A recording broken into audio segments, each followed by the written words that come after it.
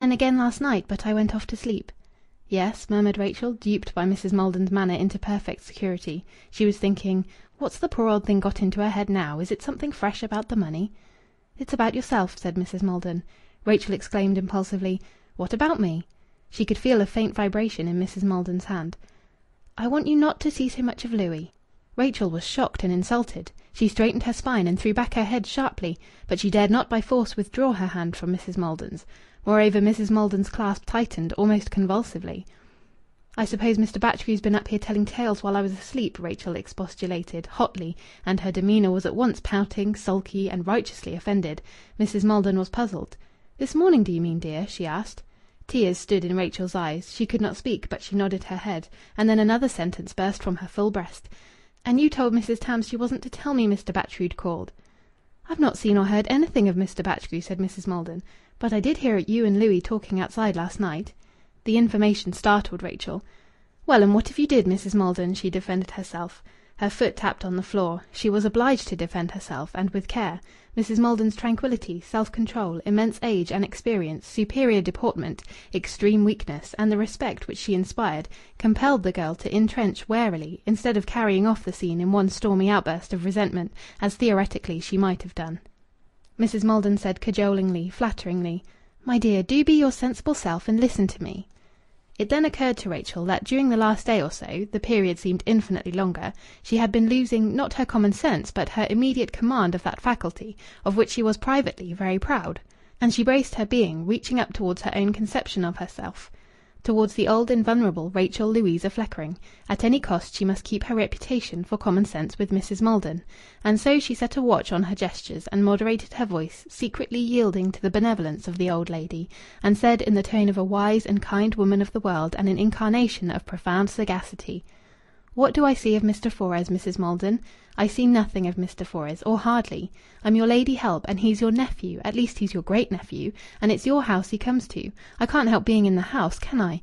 If you're thinking about last night, well, Mr. Fores called to see how you were getting on, and I was just going out to do some shopping. He walked down with me. I suppose I needn't tell you I didn't ask him to walk down with me. He asked me. I couldn't hardly say no, could I? And there were some parcels, and he walked back with me." She felt so wise and so clever, and the narrative seemed so entirely natural, proper, and inevitable that she was tempted to continue. "And supposing we did go into a cinematograph for a minute or two, what then?" But she had no courage for the confession. As a wise woman, she perceived the advisability of letting well alone. Moreover, she hated confessions, remorse, and gnashing of teeth. And Mrs. Maldon regarded her worldly and mature air, with its touch of polite condescension, as both comic and tragic, and thought sadly of all the girl would have to go through before the air of mature worldliness which she was now affecting could become natural to her. "My dear," said Mrs. Maldon, "I have perfect confidence in you." It was not quite true, because Rachel's protest as to Mr. Batchgrew, seeming to point to strange concealed incidents, had most certainly impaired the perfection of Mrs. Maldon's confidence in Rachel. Rachel considered that she ought to pursue her advantage, and in a voice light and yet firm, good-natured and yet restive, she said, "I really don't think anybody has the right to talk to me about Mr. Fores. No, truly, I don't." "You mustn't misunderstand me, Rachel," Mrs. Maldon replied, and her other hand crept out and stroked Rachel's captive hand. "I am only saying to you what it is my duty to say to you, or to any other young woman that comes to live in my house. You're a young woman, and Louis is a young man. I'm making no complaint, but it's my duty to warn you against my nephew." "But, Mrs. Maldon, I didn't know either him or you a month ago." Mrs. Maldon, ignoring the interruption, proceeded quietly: "My nephew is not to be trusted." Her aged face slowly flushed, as in that single brief sentence she overthrew the grand principle of a lifetime. She, who never spoke ill of anybody, had spoken ill of one of her own family. "But..." Rachel stopped. She was frightened by the appearance of the flush on those devastated yellow cheeks, and by a quiver in the feeble voice and in the clasping hand. She could divine the ordeal which Mrs. Maldon had set herself, and through which she had passed. Mrs. Maldon carried conviction, and in so doing she inspired awe. And on the top of all, Rachel felt profoundly and exquisitely flattered by the immolation of Mrs. Maldon's pride. "The money, it has something to do with that," thought Rachel. "My nephew is not to be trusted," said Mrs. Maldon again. "I know all his good points, but the woman who married him would suffer horribly, horribly." "I'm so sorry you've had to say this," said Rachel very kindly, "but I assure you that there's nothing at all, nothing whatever, between Mr. Fores and me." And in that instant she genuinely believed that there was not. She accepted Mrs. Maldon's estimate of Louis, and further, and perhaps illogically, she had the feeling of having escaped from a fatal danger. She expected Mrs. Maldon to agree eagerly that there was nothing between herself and Louis, and to reiterate her perfect confidence. But instead, Mrs. Maldon, apparently treating Rachel's assurance as negligible, continued with an added solemnity: "I shall only live a little while longer, a very little while." The contrast between this and her buoyant announcement on the previous day that she was not going to die just yet was highly disturbing, but Rachel could not protest or even speak. "A very little while," repeated Mrs. Maldon reflectively. "I've not known you long, as you say, Rachel, but I've never seen a girl I liked more, if you don't mind me telling you. I've never seen a girl I thought better of. And I don't think I could die in peace if I thought Louis was going to cause you any trouble after I'm gone. No, I couldn't die in peace if I thought that." And Rachel, intimately moved, thought, "She has saved me from something dreadful," without trying to realize precisely from what. How splendid she is!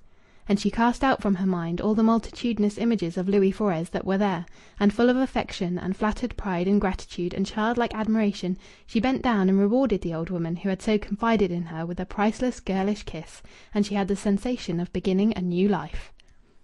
III. And yet, a few moments later, when Mrs. Maldon faintly murmured, "Someone at the front door," Rachel grew at once uneasy, and the new life seemed an illusion, either too fine to be true or too leaden to be desired, and she was swaying amid uncertainties. Perhaps Louis was at the front door. He had not yet called, but surely he was bound to call some time during the day.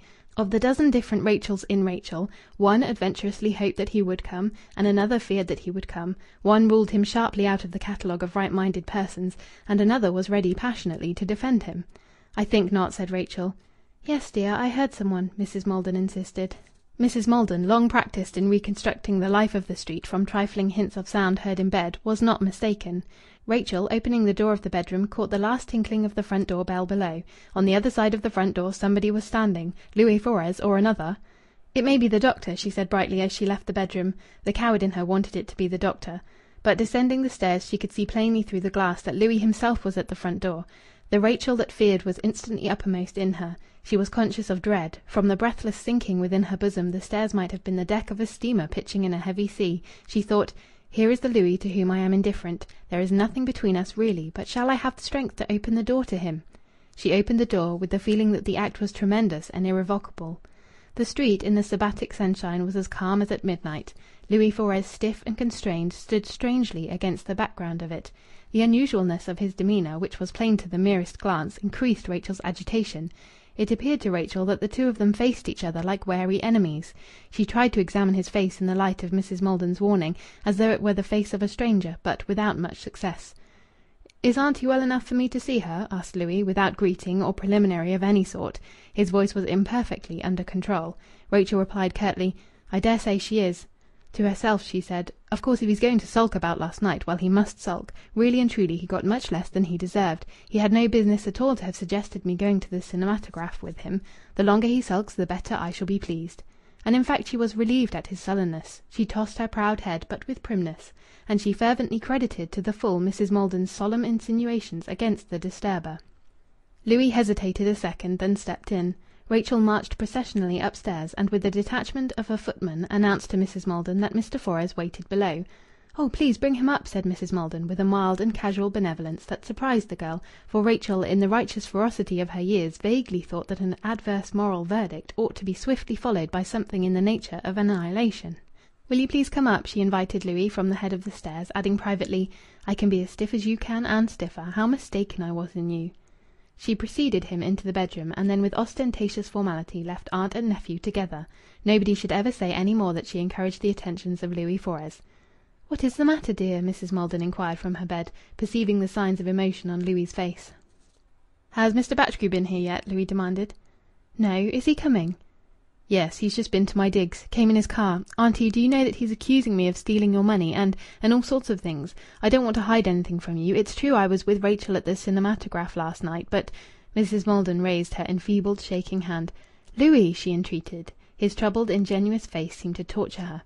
"I know it's a shame to bother you, Auntie, but what was I to do? He's coming up here. I only want to tell you I've not got your money. I've not stolen it. I'm absolutely innocent. Absolutely. And I'll swear it on anything you like." His voice almost broke under the strain of its own earnestness. His plaintive eyes invoked justice and protection.